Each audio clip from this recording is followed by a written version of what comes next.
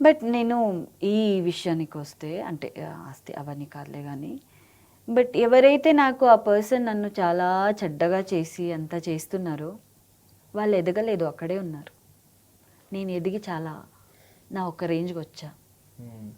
నేను అంటే ఇది మారల్ ఆఫ్ ద స్టోరీ. నువ్వెంత ఏం చేసినా నువ్వు అక్కడే ఉన్నావు, నువ్వు అక్కడే అదే సపోర్టింగ్ క్యారెక్టర్ చేస్తావు, అదే సపోర్టింగ్ క్యారెక్టర్ చేస్తూనే అక్కడేనే ఉన్నావు, నీకు అంతే పేమెంట్ ఉంది. బికాజ్ ఇప్పుడు నేను ఒక మంచి పేమెంట్ తీసుకుంటున్నా, నా లైఫ్ చాలా మంచిగా ఉంది, అది కూడా మంచి వేవ్లో వచ్చాను.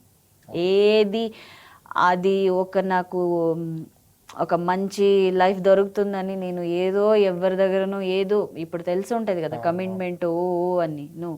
నేను ఇప్పుడు కూడా నన్ను ఇండస్ట్రీలో కొంతమంది మాట్లాడడానికి భయపడతారు.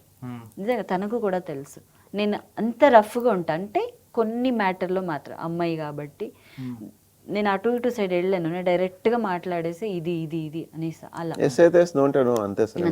ఒక అమ్మాయి ఎందుకు అంత అవసరం లేదు. చాలా మంది ఇప్పుడున్న సినారియోస్ తెలుసు మీకు. ఒక స్టెప్ ఫార్వర్డ్ వెళ్ళాలంటే ఒకటి ఏదో ఒకటి మనం గివప్ చేస్తేనే ముందుకు వెళ్తారు అనమాట. అలాంటి తను ఇన్ని years span of I think 7 years తను ఆల్రెడీ ఇండస్ట్రీకి వచ్చి, ఈ 7 yearsలో నెంబర్ ఆఫ్ అటెంప్ట్స్ తన మీద చాలామంది ఇండైరెక్ట్గా డైరెక్ట్గా ఏదో చేశారు. బట్ ఎప్పుడు తనాన్ని ఎప్పుడు తను ఎక్కడ వదులుకోలేదు. నాకు లైఫ్ మీరు ఇవ్వకపోయినా పర్లేదు, నా కాళ్ళ మీద నిలబడుకోగలను, నా టాలెంట్ నాకు ఉంది. సో అలా అని చెప్పి గివప్ ఇచ్చి వాళ్ళు ఎంత పెద్ద ఆపర్చునిటీ వచ్చినా, తనకు చాలా మంచి ఆపర్చునిటీ వచ్చాయన్నమాట, తను వదిలేసింది. అవసరమే లేదు అంటే నేను ఇది చేసుకొని నేను అలాంటి ఆపర్చునిటీ తీసుకో అవసరం నాకు లేదని చెప్పింది. అట్లాంటి నేను ఎప్పుడో తీసుకోవాల్సిందే కదా. ఎందుకు నాకు అంత కష్టపడి రోడ్లో ఉండి రోడ్లో అన్న తిని అందరిది బెగ్ చేసుకొని నాకు లేదు కదా. ఎప్పుడో ఏదో చేసుకొని నేను లైఫ్లో లీడ్ చేసుకొని మంచిగా ఇప్పటికి కూడా మాకు సొంత ఇల్లు లేదు, ఇప్పుడు కూడా కష్టపడుతున్నాము. అట్లాంటి పనులన్నీ చేసి ఉంటే ఇప్పటికి నేను పెద్ద బంగ్లాలో ఉండేదాన్ని కదా. నాకు ఆఫర్ వచ్చినాయి, లేదని కాదు, వద్దు మాకు.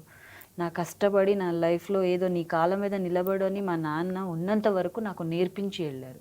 బికాజ్ వాళ్ళంతా కష్టపడి వచ్చారు కాబట్టి నేర్పించి వచ్చారు. సో దట్ నేను అట్లాంటికి వెళ్ళను. అండ్ అట్లాంటి నన్ను లాగే వాళ్ళు అక్కడే ఉన్నారు, ఎక్కడనో వాళ్ళు అక్కడే ఉన్నారు. అవన్నీ తెలుసుకొని ముందుకెళ్తే అందరూ చాలా బాగుంటారు అనుకుంటా. అవును, అది నిజమే. రియాలిటీలో బతుకుతాం సార్. ఎందుకు మనకి అలాంటి ఎప్పుడైనా సరే ఇన్స్టాంట్గా మనకు వచ్చే డబ్బులు ఇన్స్టాంట్గానే వెళ్తాయి మన దగ్గర నుంచి.